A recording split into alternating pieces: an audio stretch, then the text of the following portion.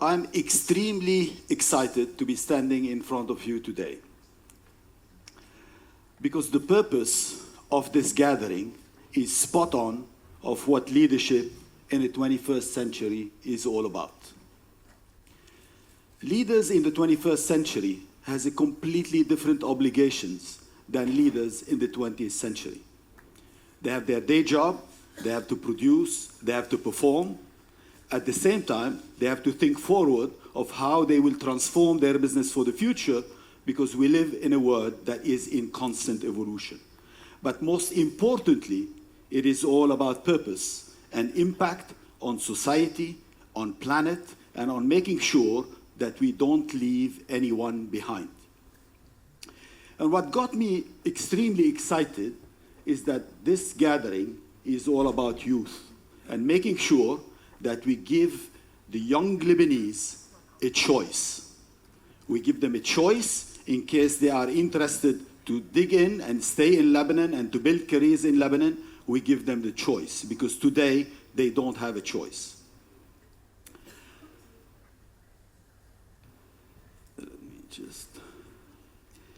To give you a quick idea of what I do, I run a company that has a net revenue of almost $4 billion US.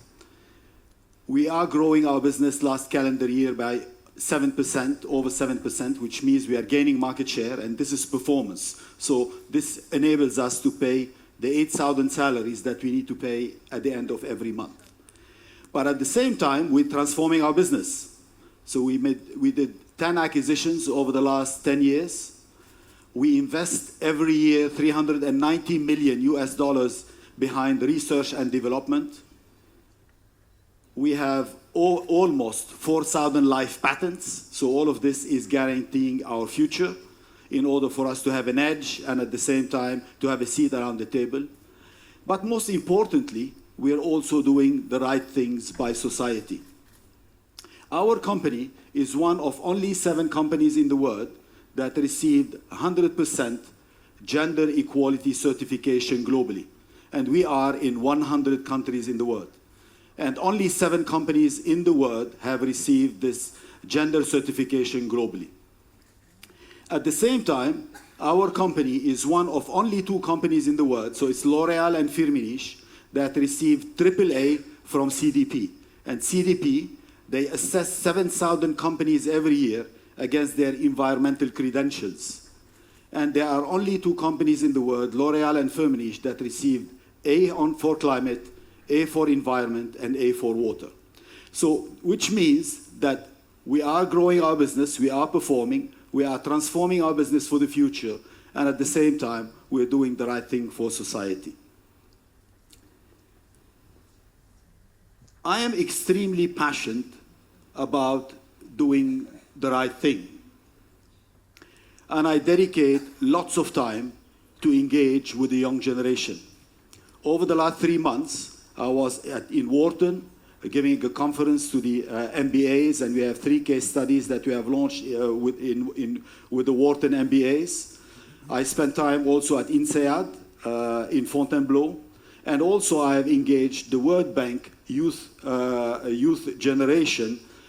All of this is around the inclusive capitalism business model.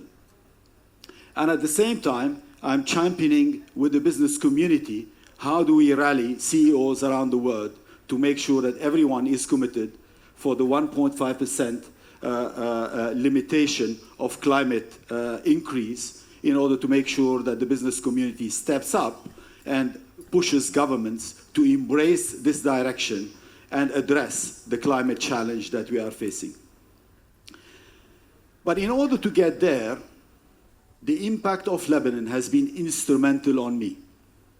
I'm a product that is 100% Lebanese.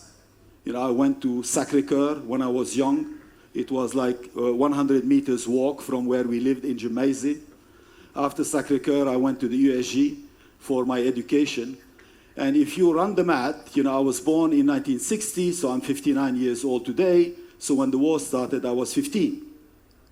And people like Maroon and I, were shoulder to shoulder, trying to defend our country for like 12 years. And I was injured 3 times.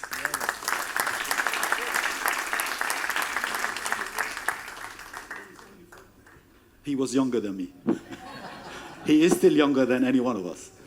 So this gives you an idea that my Lebanese roots, played an instrumental role in forming my personality. And at the same time, the experience that I got here was an amazing springboard in order for me to become a successful international businessman. What I want to use the next, maybe 10 or 15 minutes with you are mainly on two areas. I will share with you, some of my experience. I've been married for the last 33 years with the same wife.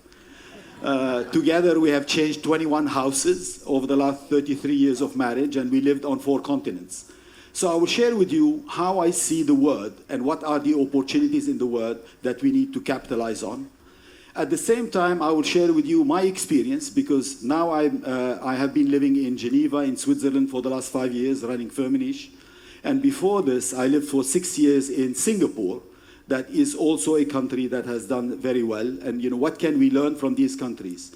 And I will take you back at the end of what I recommend or I suggest that we might consider as a group on a set of actions in order to support the youth in Lebanon. Let me just get this one right. One more. Perfect. We are living in an era of unbelievable evolution.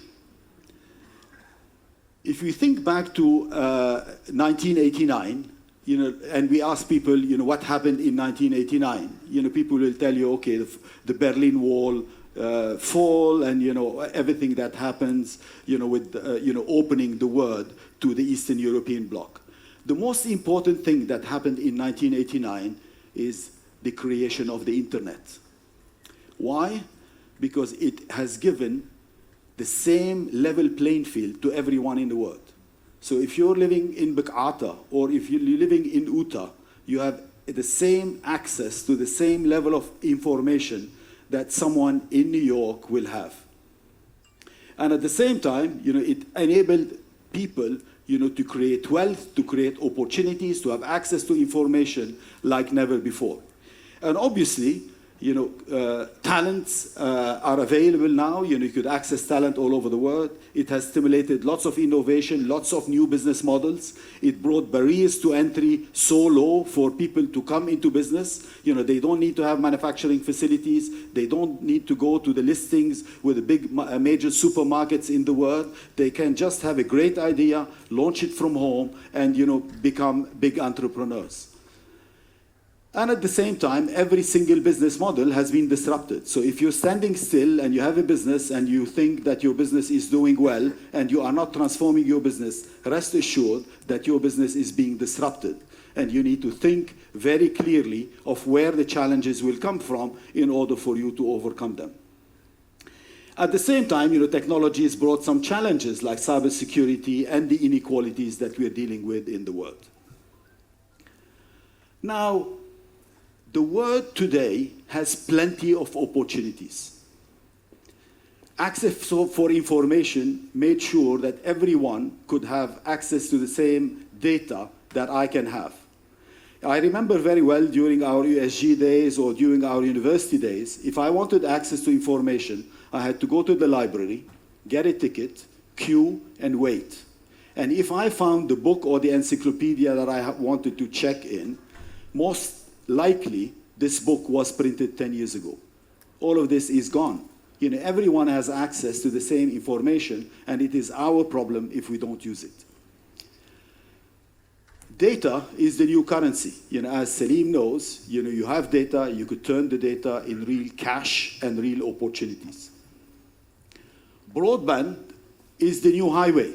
So when you talk about infrastructure, how countries are advanced in infrastructure, you need to have broadband technology.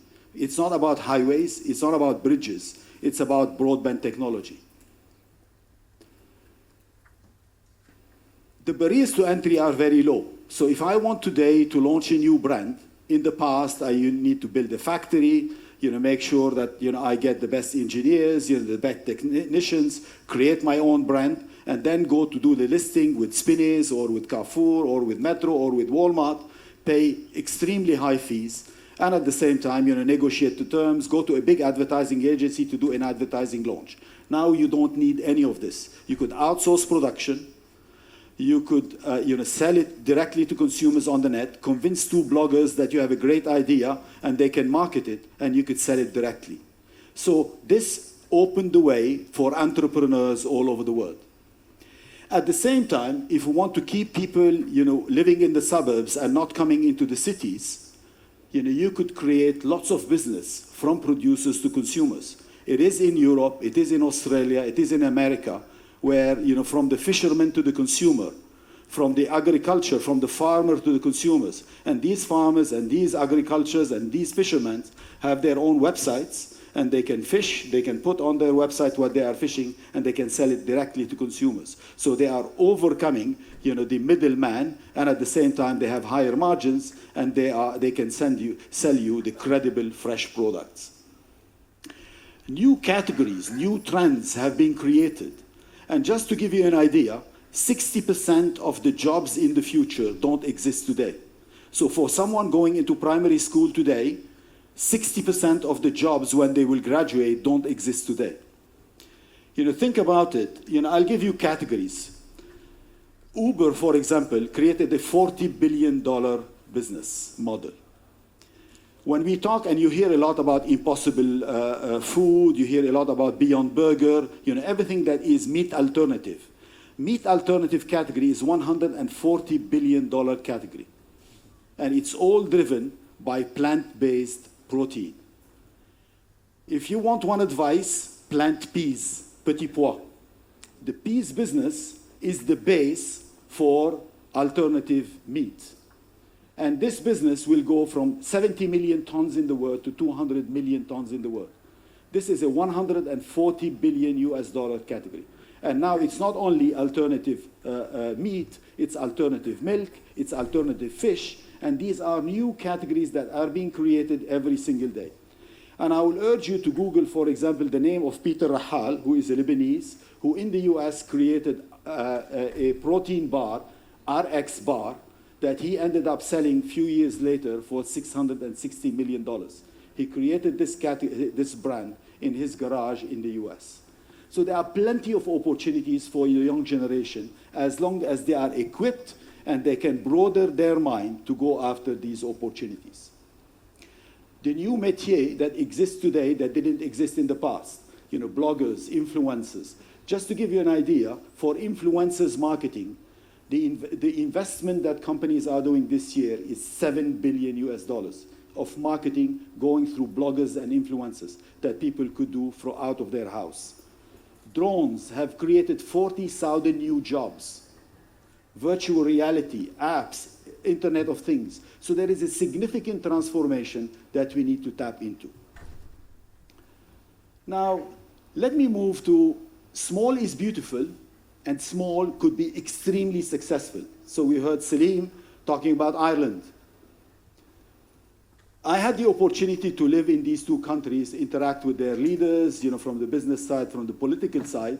All of you have read the book of Lee Kuan Yew about Singapore and the magic of Singapore. And in his book, he said he was inspired by Lebanon. He wanted to create Singapore like Lebanon. If you look at there are so many similarities between Singapore, Switzerland, and Lebanon. It's a multicultural society. And at the same time, small countries, 8 million, 5.5 million inhabitants. And if you look at the journey where their GDP has grown, the GDP of Switzerland is now 705 billion US dollars. Compared with in the 1960s, they were 9 billion. And Singapore is 364 billion, and they used to be less than a billion in 1960. The recipe is easy. They have a clear vision. They have defined priority sectors that they want to go after. I'll give you a few examples. Obviously, if I ask you about Switzerland, you say, okay, what are the most successful industries in Switzerland? You could say pharma, you could say banking, you could say financial services, you could say watches, and you could give me, chemistry industries, industrials. You could give me a few examples. I'll give you two examples that people don't think about. Switzerland is one of the biggest exporters of coffee in the world. and there is no coffee plantation in Switzerland. What they do, they take the raw material, they process it, they do a valeur ajoutée, and they sell it in Nespresso, Nesquik, Nescafe that you consume every day around the world. Switzerland is also one of the biggest exporters of chocolate in the world. You all love the Swiss chocolates. There are no cocoa bean plantations in Switzerland. But it needs vision, it needs focus on priority sectors, and at the same time it needs this ecosystem that has been built in these countries that has created this partnership between the government and the private institutions that enabled this powerful combination. This is the Global Competitiveness Index. It's quite interesting. If you look at the top 10, obviously you see Singapore and Switzerland up there, but Denmark, Sweden, Hong Kong, Netherlands, you know, these are also small countries. They are not big countries, and they can compete with the big countries. If you look at the countries on the list of ease of doing business, the #1 country in the world is New Zealand, also a small country. You have the flexibility, you have the agility, you could adapt yourself to new realities. And this is what we could do here in Lebanon. Also, most of you might have seen this. The World Economic Forum announced 2 days ago the list of most innovative countries in the world. For the 9th consecutive year, Switzerland ranked #1. A country of 8 million people, locked-landed country. They don't have access to sea. They don't have access to, you know, raw material or anything. They have creativity, they have brain, they have planning, and they are ruthless in execution. Now, let's do an objective diagnostic about Lebanon.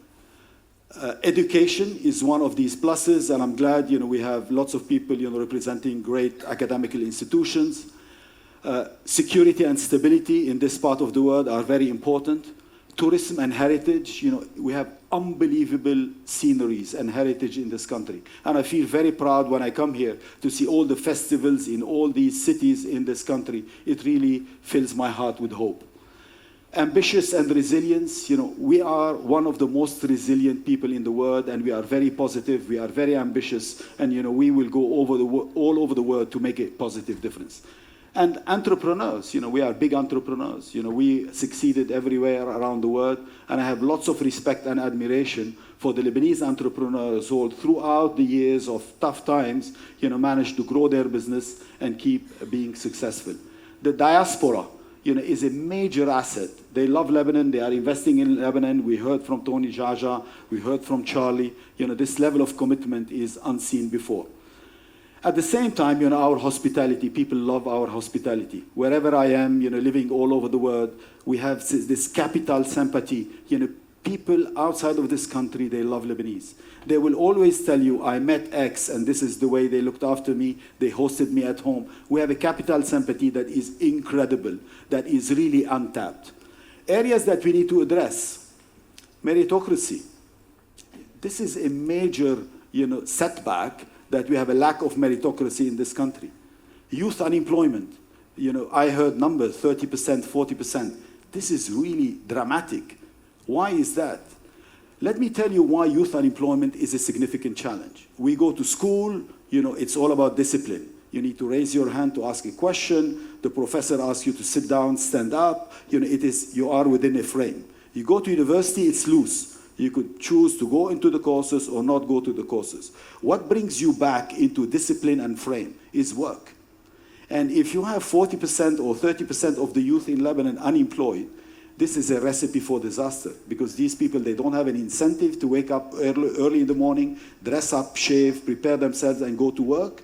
What would they do? They will wake up at 1 o'clock in the afternoon. They can't sleep at 7 or 8. They will spend their time in the streets and in the bars, and they will get popular with the police. So this is an area that needs to be addressed. It's a shame that we are not doing a good job for the environment. We have a beautiful country that needs to be looked after differently. At the same time, if you look at the rankings, you know, they are not encouraging. You know, we are the number 138 country in the world in terms of corruption. Infrastructure is a challenge. You know, 167 in the world in internet speed. Just to give you an idea, and these are, you know, World Bank stats, you know, these are not my numbers. You know, we are behind Libya and Somalia in internet speed. We are only ahead of Yemen and Syria in our part of the world. And at the same time, in terms of reputation and ease of doing business, and this is very important because every international investor that would like to come and invest in Lebanon, they will go through the ease of doing business of the World Bank and they will check your ranking. And this is where we're not doing well. Now, this is my last slide, and I will keep this slide because Salim and I would love to engage you on this during the Q&A. What do I recommend? Part of my humble experience, I recommend the following. First, in education. Education, I strongly recommend that we introduce coding courses and entrepreneurship courses into our education system. Our traditional education system is obsolete for the opportunities of the future. We need to make these significant adjustments if we want to equip our young generation to be able to participate into the new global economy and at the same time position them well for the future. So introducing these coding courses and entrepreneurship courses, because 60% of the jobs in the future have not been created yet. So you need entrepreneurs to be able to think differently. And people will need to start learning coding when they start learning math, because coding is as important as math for the future. At the same time, it is important to introduce apprenticeships. And I was with the Swiss ambassador yesterday, and I had a good conversation with her, because as most of you know, the country that is the most advanced in apprenticeships in the world, apprentissage, are the Swiss. And you look at Switzerland, it's full employment. So there is zero unemployment. Why? Because everyone is employed. Every year, they create 90,000 apprenticeships opportunities. But this is part of the education system. Back in 2015, we are one of 18 Swiss companies that were invited into the White House to explain how the apprenticeship model works, and it has been embraced by the Americans. And the Swiss ambassador is very open, to meet with a delegation from Lebanon to say, okay, this is how our model works. The interesting thing with the apprenticeship is that you create this apprenticeship opportunities in companies. And 9 months after they followed this apprenticeship, 70% of the apprentices, they find a permanent role. And this is why, you will end up having a full employment. And as one of the speakers was saying, I think Rabia, not everyone, will have to go and do doctor or engineering or a lawyer, because there are so many interesting métiers that these people could learn that could have a significant difference on their life. At the same time, it is important to launch these endowment funds for students in need. I'll give you a few examples, and Carmen, you're here in the back. I have two good friends who have created these foundations and these endowment funds for students. One of them that you might know, that is Philippe Jabr. He created his his foundation 19 years ago, and so far he has given 2,000 scholarships, 2,000 opportunities to transform people's life. And we know education is the best social elevator. So if you want to change social class, it's all about education. The other one is Alexi Habib. Alexi created his foundation also 14 years ago, and so far he has given 900 scholarships. I have created my foundation 3 years ago in the USG, and we are also contributing on this one. And helping students with the right level of education, even if they don't have the means, is instrumental for us to be able to compete above our weight in the global economy. Now, moving to the second section that is all about youth employability, I'm sharing with you what we are doing in Europe and globally. If you Google Alliance for Youth, you could see that there are 20 companies in the world, Microsoft, Facebook, Firmenich, Nestle, SAP, and 16 other companies. We formed this youth alliance back in 2014 with a clear objective of impacting 6 million young people by 2022. So it's in 3 years' time. We've started this journey. We have been very successful in Europe. We've moved it now globally, and it is functioning extremely well. To give you an idea, in the world, there are 72 million youth that are unemployed. And they need to be looked after because they have to contribute properly in the world economy. The last ask, and I think the business community could do this, and Salim Sfair here in his new capacity could champion it easily. It is a shame that Lebanon is 142 on the ease of doing business. And the reason I have Malaysia as number 15, and I know the UAE is number 11, because when I used to live in Singapore, I used to be the chairman of a company. We had a joint venture with Heineken that used to cover Malaysia, Indonesia, and Singapore. And Malaysia used to be in the 80s or 90s in the ranking. And there is a team of business people who went to the Prime Minister and said, this is unacceptable. We are losing to Thailand, we're losing to Philippines, we're losing to China, we're losing to to Indonesia. We need to get our ranking higher. And the Prime Minister appointed this group, gave them full accountability on this one, and Malaysia moved from being in the 80s or 90s to being number 15. And you could go and meet the Malaysian ambassador whenever you want, and they can share with you how many new companies have established their headquarters in Malaysia, opened factories, and now it is becoming, the back office for Southeast Asia. So this is mainly what I wanted to share with you, humbly, my experience, and at the same time, few recommendations that could make this forum more impactful, and at the same time, could enable our youth to be more competitive and give them full hope. Thank you for listening to me. Thank you very much, Mr. Ghostine.